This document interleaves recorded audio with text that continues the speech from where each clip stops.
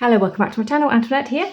Parts 40-41 of Total Tarot arrived this week, and it is the Book of Thoth by Etteilla. And this is a deck. So what do we have here?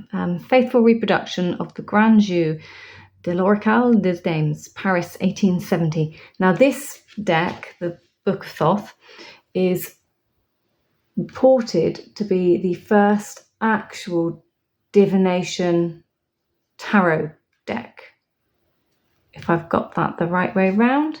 And then this is what the current Thoth decks and Golden Dawn are based on after this. So I think they tried to translate Atteilla's writings and things, if I'm correct. I could be completely wrong, so do update and help educate me down below. But I think something happened in the translations of the writings and the text, and then the Golden Dawn text and the decks that got created since aren't quite historically accurate, because they've been written to match what the scholars who incorrectly interpreted them decided they should say, and added a few of their own nuances in. Oh, scandalous. Can you imagine somebody doing that? Anyway, so I've got my 10 of Swords and 10 of Pentacles for the Golden Art Nouveau, ready to go into my deck. So the cards are in here. We'll look at those at the end. So without any further ado, let's get straight into what we have here. So let me just line you up and bring you down. I need to try and stay in shot. That's why I'm doing that there, to keep me, because I have a tendency to come out of focus. Okay, so straight in onto first impressions. We have knowing how to build trusting relationships quickly is vital to successful tarot practice. So this is obviously about talking with your querent or your sitter, however you want to call them, when you're doing readings for people, and building that trust instantly when they sit down and it's a two-way trust, isn't it? So they have to trust you and you have to trust them, and explaining what it is that you both want to get out of the reading in order to get the best out of the reading, because there's no point sat there silently. It's not a test, it's a reading for you. So the only way to get what you need is to converse. Although I do find it amusing for people that want to just sit and be silent, like it's some kind of magical test. Right then, so we have asking the right questions. So some of the questions you could ask the sitter is, have you ever had your cards read in the past? How did your sessions go, or how did the previous sessions go? Were you satisfied with them or not? What and whys? Have you decided to have your cards, or why are you having your cards read now? Like, what's brought you here today? What is it that you're actually thinking you're going to get from the cards? That's really important, because so many people think a tarot reader is a medium, and you're just going to like burst into a message from, a long lost relative, which is really what they're wanting. So actually understanding what your person sat in front of you wanting, that is important, because if you don't do that and your cards aren't your gateway to a mediumship skill, and you're not giving what they are expecting, two people are going to be disappointed out of this and the energy and time that you're giving. What sort of information are they looking for? Again, another really important thing. If they're looking for fortune telling, then they're probably in the wrong place. You might want to show them to the local charlatan down the road.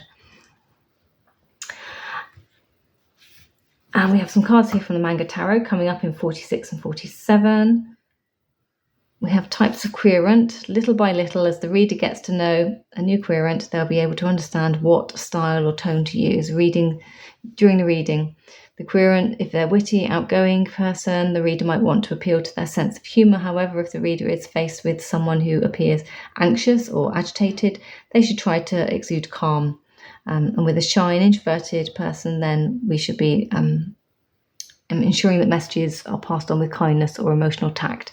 And again, within that is the understanding when your sitter actually needs to have some professional help, and you might not be the right person to do that.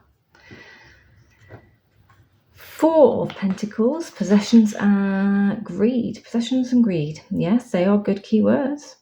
Nothing lasts forever. Solitude. Do you know, never really thought of solitude to go with this, but yeah, absolutely. There's definitely an element there, isn't there? Nobody else around him. So we have thematic meanings, what the cards are showing us. So talking about the literal, the figure sits with pentacles balanced on his head, and the chakras. And then we have the worth, Four of Pentacles in the worth, and they've got different symbols within the coins there. Tower of Angels and the Klimt. The traditional meanings, upright and reversed for the cards, and the correlations. So number 4, Sephira Chesed, Mercy, element is Earth, planet Sun, sign Capricorn, esoteric name, Lord of Earthly Power. We have a lesson here. Questions, lesson. The Four of Pentacles teaches us many useful lessons. These include the importance of building security, but you should not cling on to it too tightly. The important things fall away. You can't take it with you. Money carries its own energy. Do not let inconsequential things bring you down. Run your money. Don't let it run you. Oh, actually, that's a really nice little piece of advice. So we have down here the Nefertiti Tarot, representing greed. John Bauer, letting go of burdens. Faye, giving up freedom. The manga, it has barriers, although I don't see a barrier there, but barriers. Okay. The White Cats, watch your pennies. Pagan Tarot, looking for bargains. Yeah, I can see that. The New Vision Tarot, greed and solitude, and that comes with 44 and 43. I'll be curious to take a look at that deck. I don't know that we need that one, but just because the numbers of before, after, during, vice versa, and then the new visions, if they're going to do that, they might as well just throw in the in-between as well. And I think that's every possible version of the RWS available, other than different art styles. And then we have the Dark Grimoire, Forgetting to Live.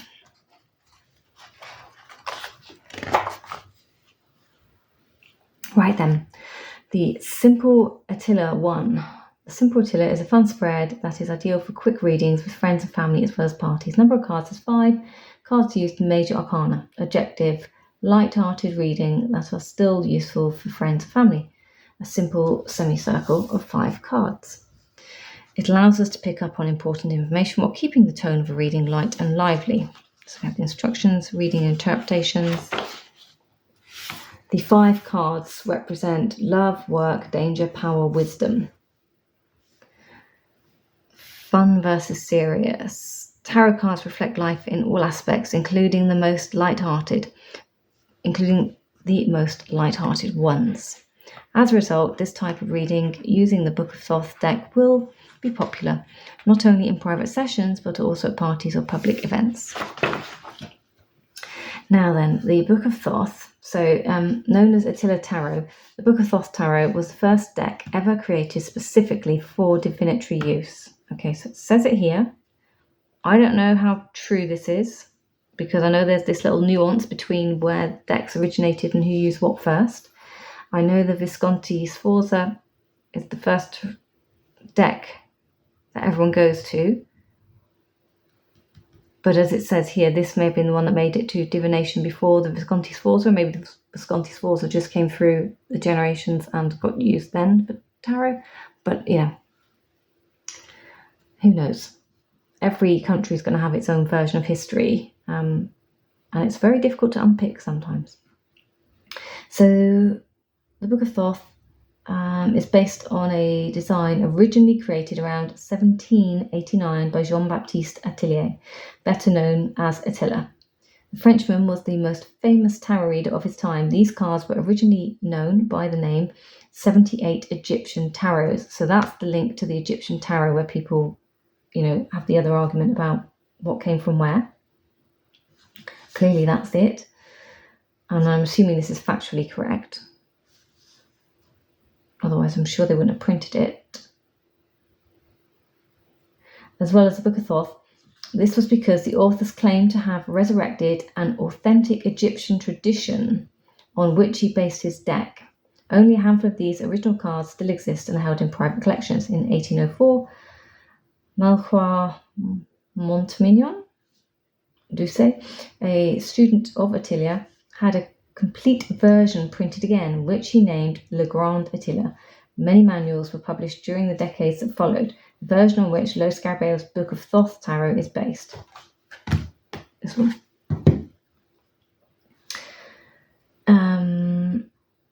It appeared in France around 1870 with the title Grand Jeu d'Oracle des Dames, Great Game of Oracles of Ladies.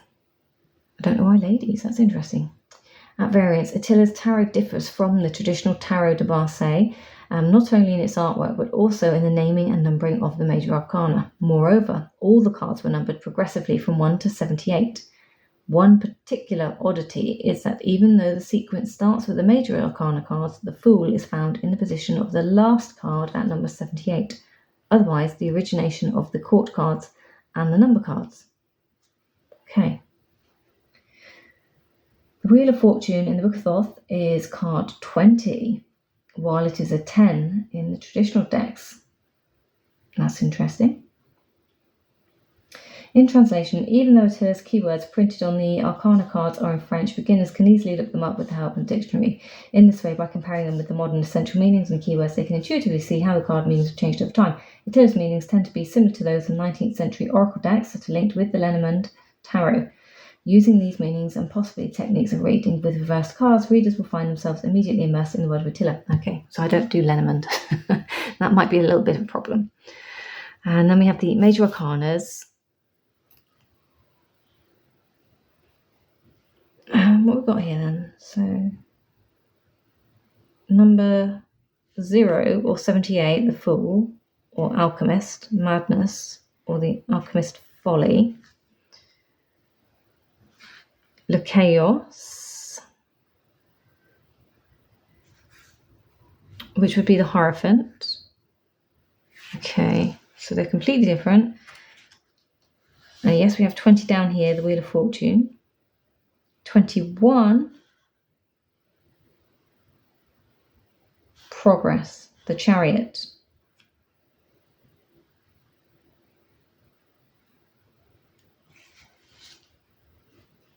Nine is Justice, so there's no 8 or 11 argue here, it's 9.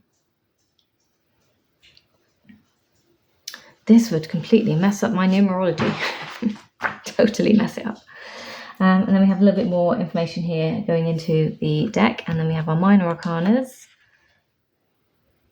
Yeah, so card 22 is the King of Wands, 23 the Queen of Wands, 24 the Knight of Wands, 25 the Page of Wands, so we have Page. Then 26 is the 10, down to 35 being the Ace.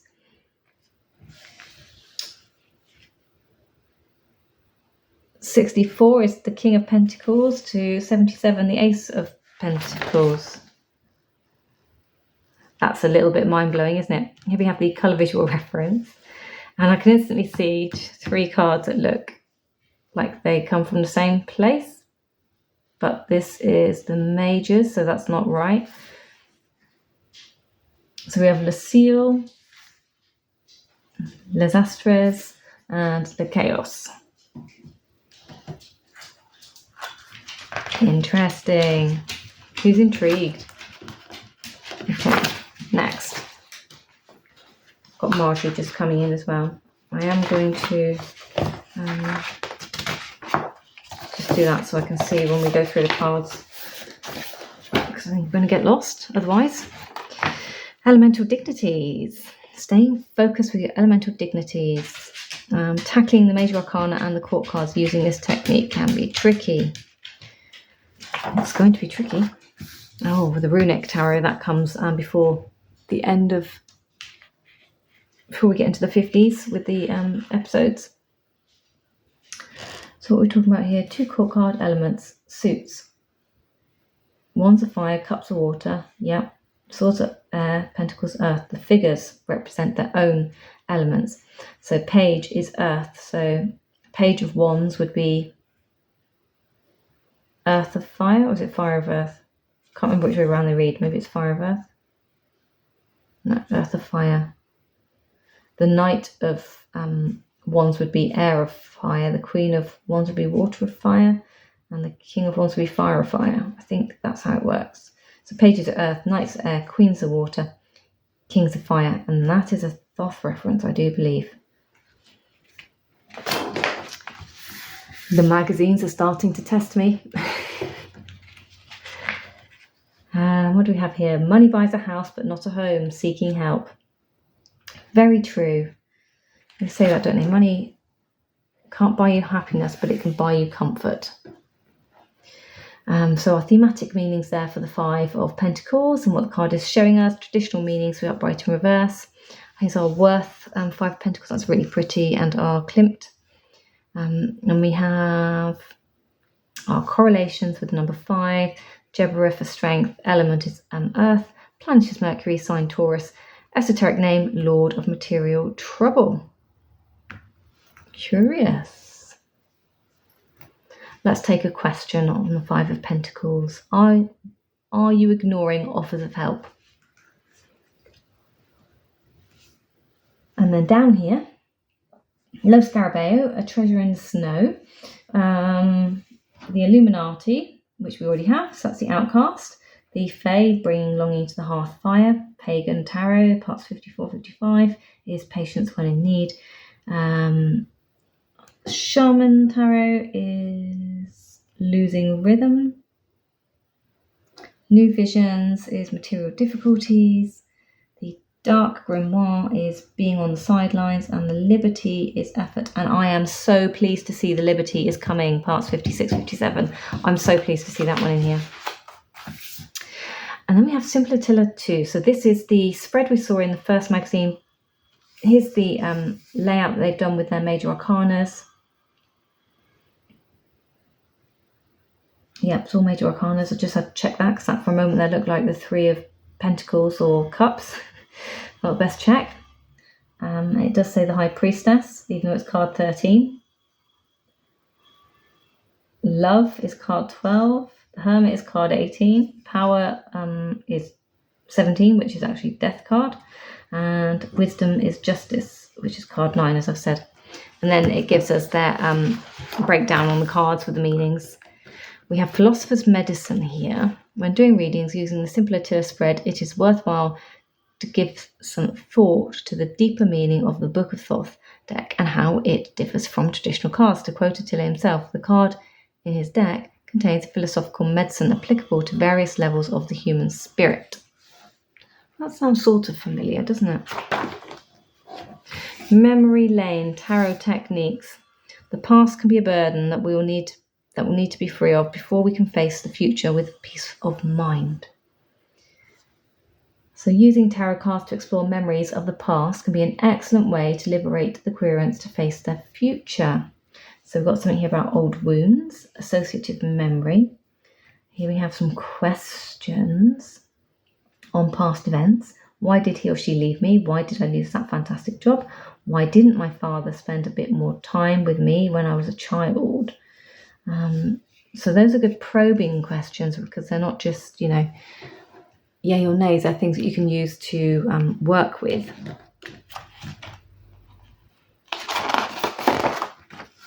And then we have some information again. Tarot Forefathers, John Baptiste Pitons, Paul Christian. The man who continued Attila's work on tarot was another Frenchman, the librarian, scholar and writer commonly known as Paul Christian. So this gentleman here.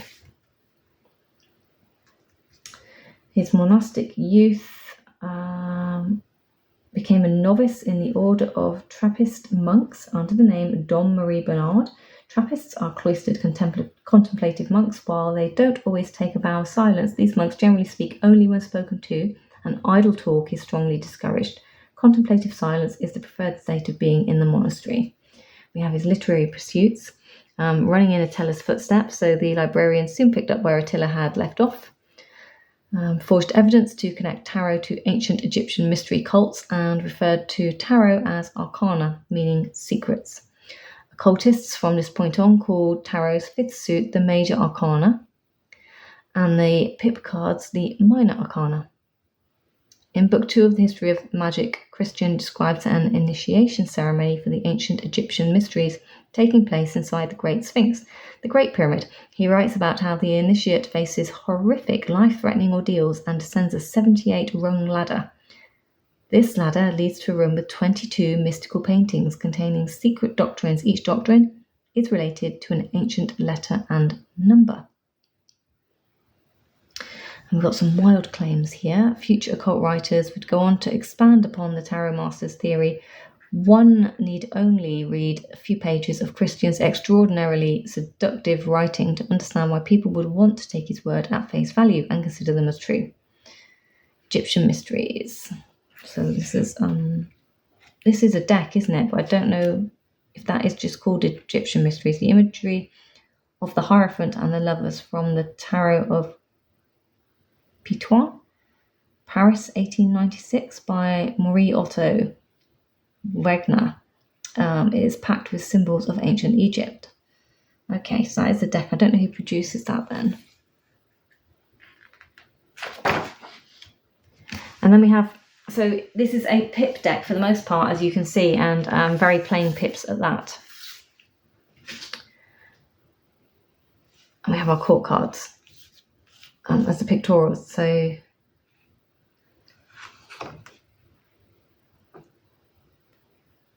not really a lot to visualize there. Right, let's get going. See if we can do this.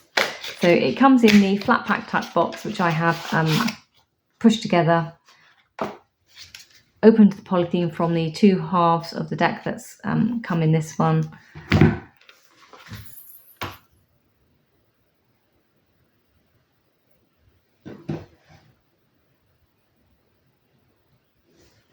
We have our front card.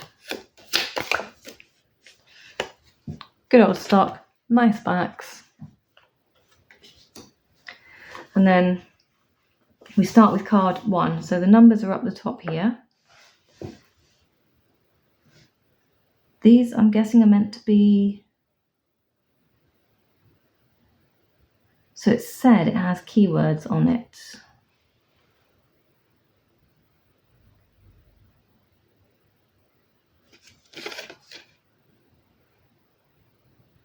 Okay, so that tells us reverse. The drape must be upright.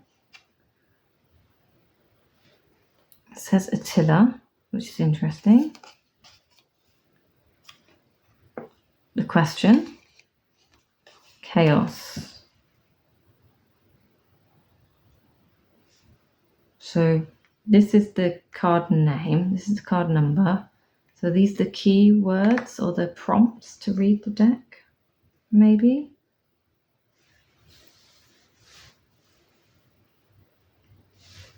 So this is what we would call the Hierophant as card 1. Okay.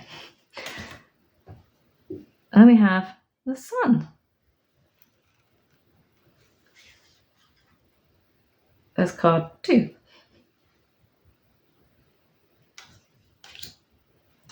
And 3, anyone guess? The Moon. So it's already very strange, isn't it? The Heavens. So this is Star.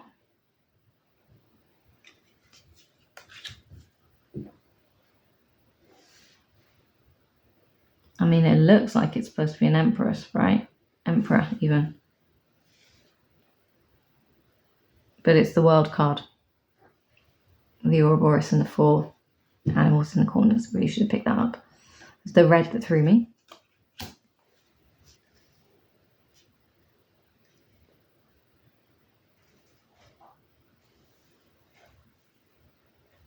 So Astrus is the Empress, of course.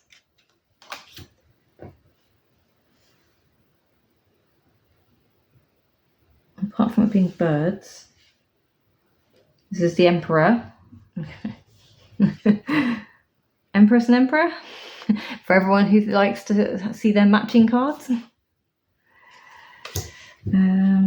This is our High Priestess, so there's no pillars, there's no...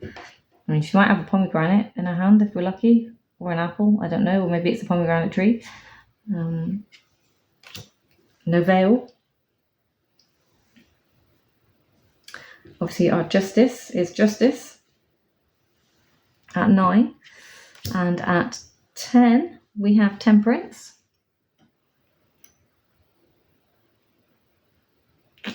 But no water.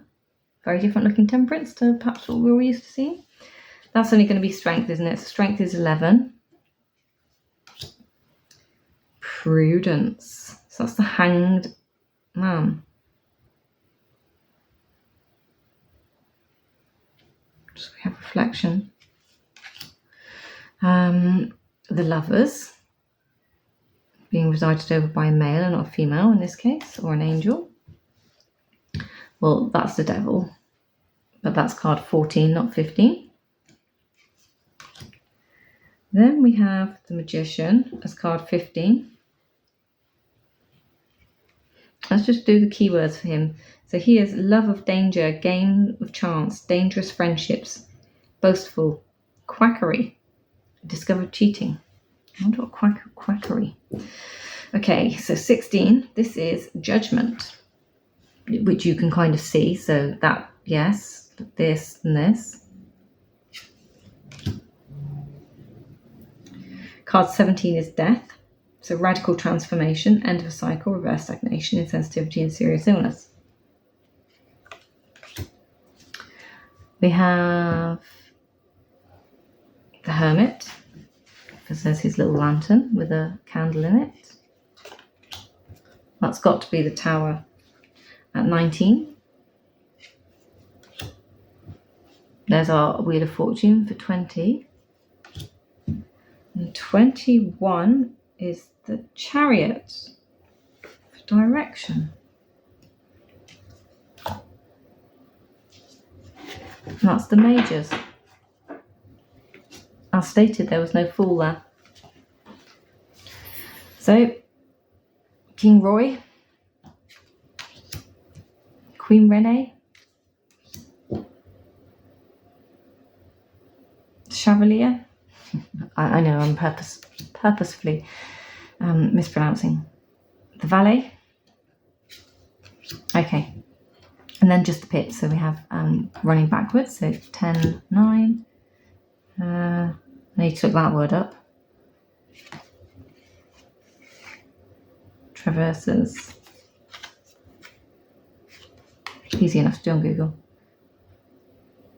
Partie de champagne. Yes, please. 8.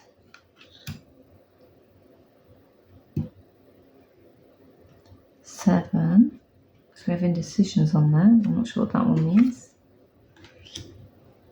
Domesticated bliss, is this? 6.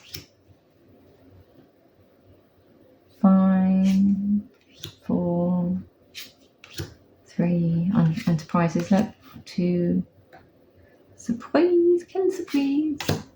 1. And then we're back to our courts. So Leroy, Lorraine, Le Chevalier, Le Valet. 10, 9, 8, 7, La Pensée. 6. 5 is heritage. 4, 3, 2, love, amore. Table. I think I'm saying amore. It's probably amore. Then we have swords. So yeah, Queen, Knight, and Page, and then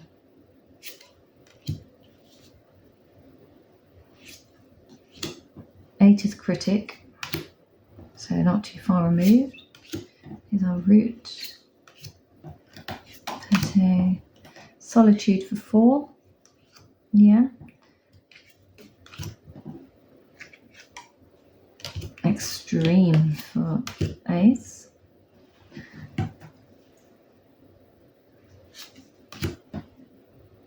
So we're into our pentacles. We're still going up. We're at 67. So here we go. 10 for the house.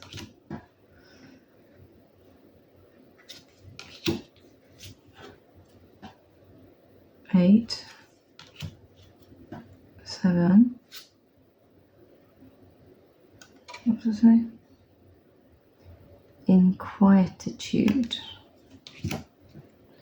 present for 6.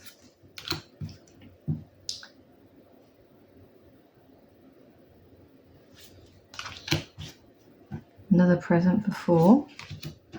Noble.